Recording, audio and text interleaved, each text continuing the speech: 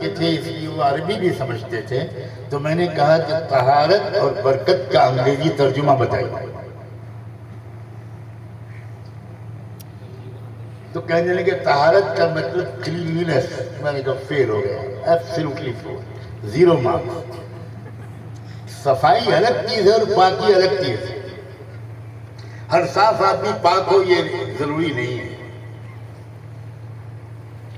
انگریز ماشاءاللہ ٹوائلٹ میں ٹیشو پیپر استعمال کرتے ہیں، وہاں کے ٹوائلٹ میں پانی نہیں ہوتا۔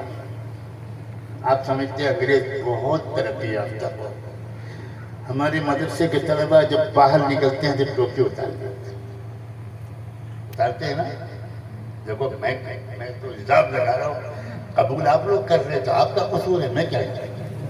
آپ کو حق تھا کہ آپ جھٹلا دیتے۔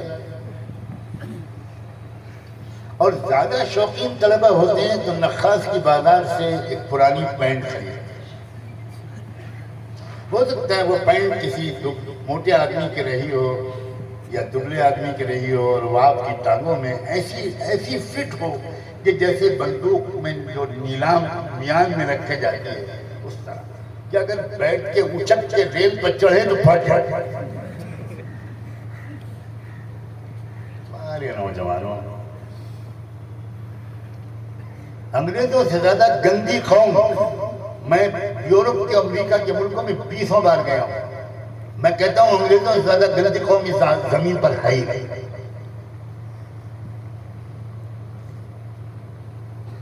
اور ہمارے دیوبند میں کبھی انگریز آ جائے تو طلبہ کی ایسی بھیڑ لگتی ہے جیسے حضرت تھانوی آ گیا۔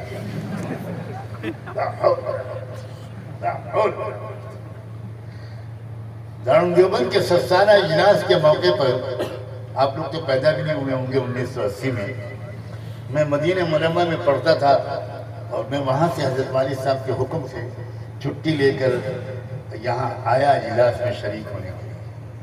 اجلاس کیا تھا؟ میدان حشر تھا۔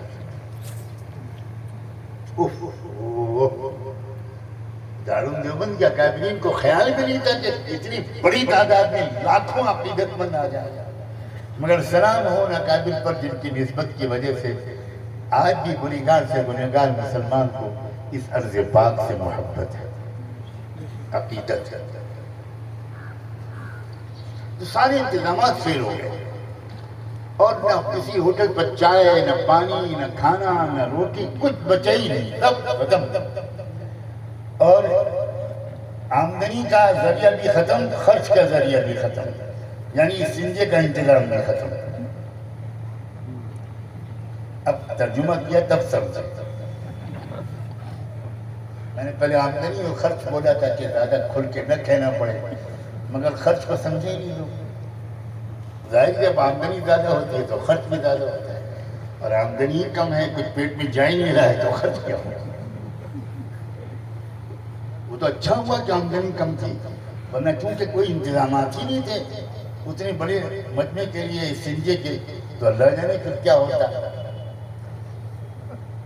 مہمان خانے میں میں ٹھہرا ہوا تھا، سارے حضرات اکابر شورا اسی میں تھے، تو میں بہت مشکل سے کسی طرح بچتا بچاتا جان بچا کر مہمان خانے میں داخل ہوا، تو تھوڑی دیر کے بعد میری نظر پڑی، یا میں شاید نکل رہا تھا، کہ بی بی سی کا نمائندہ مارک کیلی جو دلی میں رہتا تھا، وہ آیا تھا اجلاس کو کور کرنے کے لیے، اور وہ مسجد قدیم اور مہمان خانے کے سامنے وہ جو نالی ہے، اس نالی میں ایک طرف اس کا دایاں پیر اور ایک طرف بایاں پیر، قمیص کھلی ہوئی، حواس خراب، پسینے میں شرابور، اور ایسا لگ رہا تھا کہ اب میری بیوی بیوہ ہونے والی،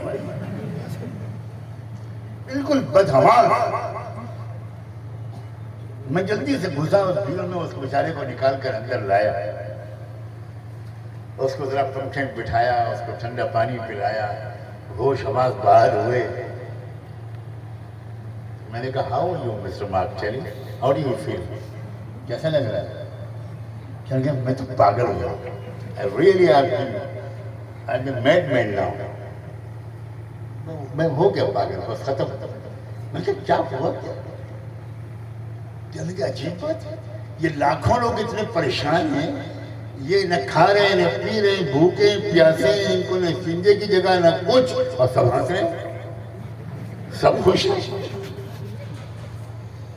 ایک آدمی غصہ نہیں ہو رہا کہ ہم کو یہاں بلا لیا، کوئی انتظام نہیں کیا۔ ہم نے کہا بڑے قابل آدمی ہو، بتاؤ اس کی وجہ کیا ہے؟ کہ میری ساری قابلیت ختم ہو گئی، I am the foolest man on this earth، میں دنیا کے سب سے بڑا احمق آدمی ہوں، I am at loss to understand، میری سمجھ میں نہیں آ رہا کہ یہ سب ہنس کیوں رہے، ان کو تو مارنا چاہیے دوسرے کو۔ میں نے